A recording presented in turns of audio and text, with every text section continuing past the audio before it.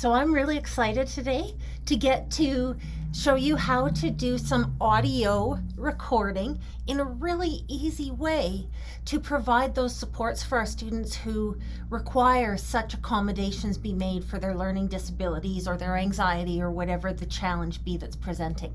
So I'm going to show you off the top an exam that I've done with audio recording, and then I'm going to show you how I did it.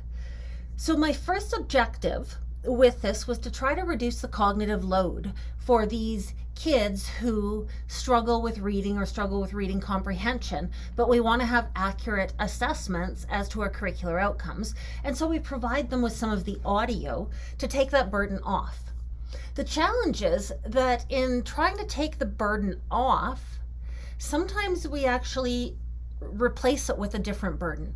And what I'm thinking of is if we give them a folder full of audio files, we're basically asking them to read the titles of the audio files. So instead of reading the exam and reading the questions, they're going to read file names. I'm not confident that that is really solving the problem as thoroughly as we could solve it. So what I've done is I've used a Chrome extension, so this is easily done on a Chromebook, and I have audio recorded the readings and the questions, and then I've put them into slides that are designed to mirror what a paper exam looks like. So I did resize the Google Sheet just by going into page setup, and I changed it to be a sheet of paper. Now, I'll be really honest, I don't know that I had any reason for doing that other than my own headspace and envisioning of how I was going to create this. So it's designed that it could easily be printed, even though it's not meant to be printed. So I'll just address that up front. It's part of how I got a little more real estate, really, on these slides. I had a little more room for the icons and the text that accompanies the icons. So I'm going to show you what I've got here. So this is the audio questions booklet, and this is the readings booklet. So for the diploma exam, our students would have a paper copy of this. They would have a paper booklet for their readings, and they would have a paper booklet for the questions. So I've done the same thing, but I've tried to set it up in a digital form that replicates the paper form. So if we go into the readings booklet, we've got section 1, questions 1 through 9, and the name of the reading, which in this instance is Brick Box. Then we've got section 2, we've got some definitions that were provided in the paper copy. Over here, we've got our questions. So here's section 1, and that correlates back here to Brick Box. So questions 1 through 9, we've got our instructions, and then we've got questions 1 through 9. Then we've got a visual separator, and there begins section 2. So if a kid is doing the exam, they're going to just hover over top of one of these speaker buttons, and they're going to hit play. Read the prose poem on page 1 of your reading booklet. And they could listen to that feasibly as many times as they want to, and everything's divided up question by question, so they can listen to the questions more than one time if they need to, or if they need to come back to one because they're straight up not sure of the answer and they want to just leave it till later. Like a student taking a paper test would, this is going to facilitate that same test-taking strategy. So we are not restricting their ability to employ good test-taking strategies simply because we are providing an audio accommodation. So I'm going to close these down, and I'm going to walk you through how I went about doing that, because I will be really honest, I ended up using a utility on a Chromebook that I did not expect to use. I had previously looked at it, and I had kind of discarded it, and I now realize what a mistake that was on my part. So I'm going to walk you through this, and I'm going to be really transparent and upfront about my erroneous thinking as it pertains to this particular utility. So what we're looking for is a little extension called MicNote. And I looked at MicNote a few months back, and I was sorely mistaken when I thought that it was confusing and really was not going to suit the task at hand. Totally wrong. So you can see on the Chrome Web Store, the icon is the little blue square with the microphone image on it. And mine just says Launch App because I've already got MicNote in place. If I'm on a Chromebook, I can also probably find it once I've got it installed in that icon tray to the bottom of the screen where all of my apps and other programs are stored. So we're just going to launch this. And one of the things I really like about MicNote is that it comes in as a little dialog box all of its own. And so we can move it around on the screen and we can set it up so we can see what we're reading and we can see how we're recording at the same time. And we don't even have to get into split screens to do that. So we're just going to close that down. And then we're going to come over here and we're just going to make sure that I've got my folder ready. So I'm going to do the demo exam, and inside of it, we've got the questions audio booklet. So I've got that open right here, and I've got the readings audio booklet. I've got the test itself. There's the reading comprehension passage, and there's the questions. And for this demo, I just went to problematic. If you're not aware of problematic, there are some really good tools over here for teachers. This is all open sourced questions from exams found around the United States and around Canada, primarily of the high school level. So I just went in real quick and set up a reading comprehension demonstration. And so I'm going to demonstrate for you how to use MicNote to make these recordings. Okay, so before we get started, I'm going to address here where my confusion lie the first time I tried to use MicNote. And the challenge I was up against was that it was recording the audio in a proprietary format. It was saving them as .micnote or .micnote files. And those aren't useful outside of the MicNote application. So what I have to do is I have to do a couple of settings changes inside of MicNote to make sure that it is saving in a standardized format. Specifically, we want MP3s. So before I get started, I'm going to delete these other notes simply because, oh, hey, there's a trash box. Well, let's find the trash box and let's empty it. So to empty that trash box, I'm just going to come up here to Note, and there's my trash box. And down at the bottom of it, I can empty it. And I have all of these audio files in my Google Drive, so I am not the least bit worried about emptying my trash box. In fact, that's good for me to know that there is a trash box and that it has a maximum number of notes totaling to 100. So I'm just going to get rid of the rest of these notes so that as I start my recording now for today's test, I've got this clear over here because that's going to assist me with remaining organized as I record this exam. So to get my settings set up, I need to go under this options menu and I need to go into settings.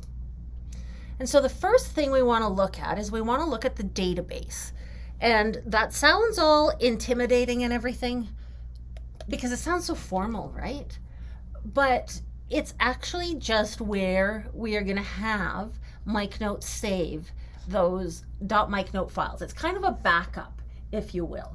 So I'm going to pick where I want this to be in my Google Drive, and I'm just going to put those ones into the folder that MicNote created for me called My MicNotes.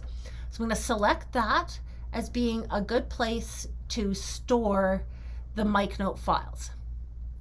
The second thing we want to take a look at here is this auto export, because this is really the important part. This first part, that's your safety net. That's the database folder. It's just going to save some file content in there so that if we need to resuscitate something in the future, it's there. So once we've set that, we can just forget about it. Go to auto export each time that you start a new MicNote project. So your database, you can set that up once, and then for the rest of your time using MicNote, it's going to save those files for you. Auto export, we're going to want to define that each time we start a new project. So my options are disable, and that's probably where the auto export is going to be when you first come in. MicNote is set up to facilitate users using all of the features in MicNote, which are far more robust than just the audio recording. But we're looking for the recordings in an MP3 format. So we're going to choose Google Drive as where we want the auto export to go. And then we can go in and we can select the format. So the first time you use MicNote, when you come into this settings, it's going to have .micnote checked off, and MP3 format not checked off. I want that to be the opposite. I don't need to have it saving these .micnote files for me because those are backing up into that database folder. And as I mentioned before, .micnote is not a universal file extension. It's really useless outside of the micnote application. So if you want to keep those, if you use more with micnote than just what we're talking about here, by all means, have it save those as well. But for me and the purposes I'm demonstrating today, I don't need those. Then I can also control where it's going to put those MP3s. So I want to select the folder, which is going to be in my Resources for Others folder. And then I've got an exam folder in here with the demo exam that we're going to be recording today. So let's go into exams, and we're going to go into my demo exam, and we're going to put the audio files right there in the folder that I've got ready for my exam called audio files. So let's select that. And now it's going to save in that folder. It's going to save as an MP3. I can come back here. I can double check it. Yep, Resources for Others, Exams, Demo Exam in MP3 formats, Google Drive. We're good. Account just shows you what your micnote account is. And general has some things you could adjust. I am using micnote with no adjustments made to any of these things. But do feel free to look through those and adjust things as you see fit. So I'm pretty much ready to record here. So I'm going to delete this one that's in previously. It apparently found something else in one of my folders. All good. So everything is syncing. We can see that the sync is taking place here. And now we're ready to go. We've got a clear, clean slate. I'm going to open my exam, and then I'm going to click again on micnote to just bring it up. And you'll see I can set it so that I can read what's above it, but I'm still going to be able to see what it's doing down here on the recording. When we want to record in micnote, the first thing we need to do is we need to click on this icon here for new note. And that's going to give me a new micnote. And you'll note that it's right now unnamed, and over here it is unnamed. I'm going to click in, and I'm going to call it Demo Exam Passage 1. And I'm giving it the 1 because if I were actually recording an exam, I would probably have 3 or 4 or 5 or maybe even more passages to read. For the demonstration, I just have the 1 to demonstrate with, but I would number them for myself for the sake of my own organization. Now, when I click away, you're going to see that unnamed note is going to rename itself to the title of this note. So just like that, I've got it named here, and that's how it's going to go into my Google Drive folder. So I'm going to just slide this down so I can see the text that I'm going to read. When I click this button, it's going to start recording. When I am done reading, I click it again, and it will stop recording. One of the things that I liked about micnote, and it was one of the reasons for choosing it over some of the other audio utilities out there, is it will let you do up to 240 minutes of audio recording, where other applications were capping things at 5 minutes or 10 minutes in length.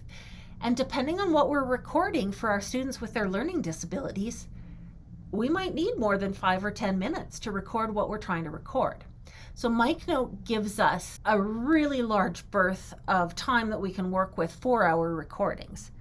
The other thing with micnote is the fact that it saves in our Google Drive, and that was a key component for me.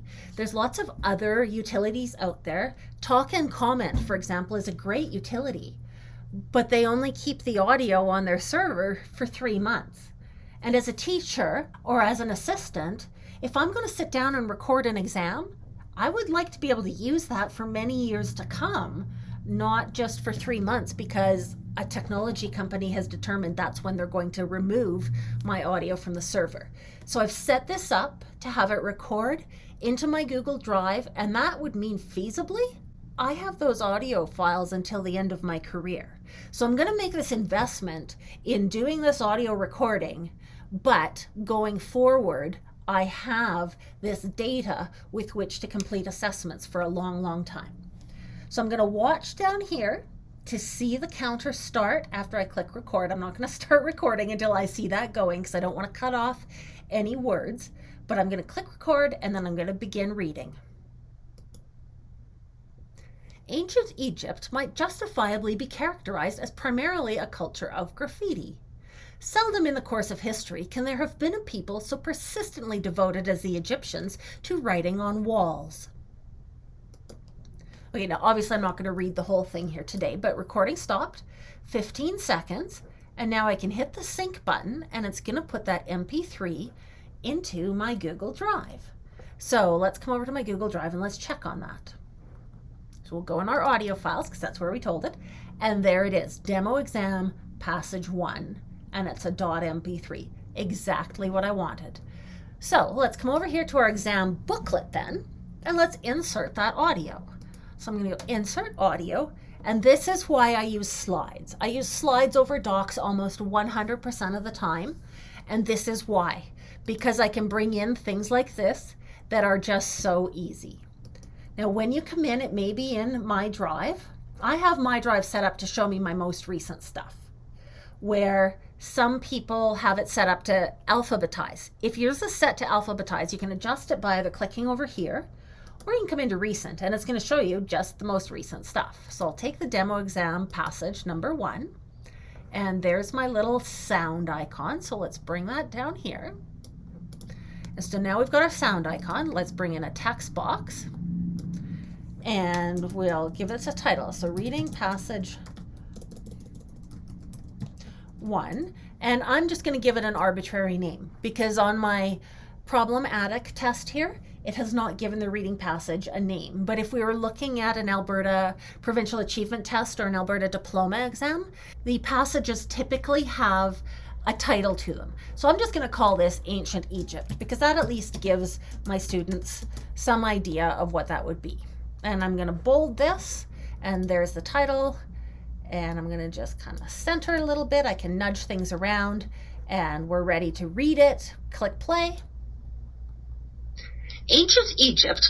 Okay, so that's working. So we've got the first bit going now where we've got the passage that we are going to be testing the kids on placed into the readings booklet. So now we're going to open the questions booklet and let's go record some questions.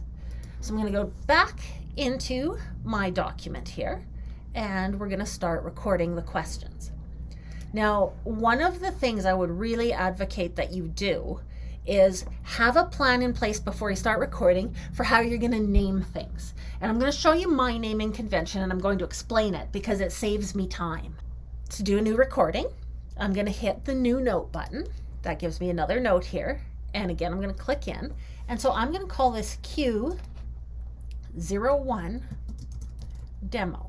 Now, my reasons for doing this, I'm putting the number at the beginning so that when it goes in that folder, they're going to go in the order that I want them to appear on the test. It's going to keep my alphabetizing in my Google Drive in the order that these belong on the test. Now, the question may come up, what's with the 0? Why did I do that? I don't know if you've ever noticed, but computers have a tendency when they're alphabetizing based on numbers to go something like this. Question 1, question 10, question 11, 12, on through to 19. After 19 will come 2, then 20, 21, 22. The reason for that goes right back to the binary code level. And so the way around it is to place hold the tens position.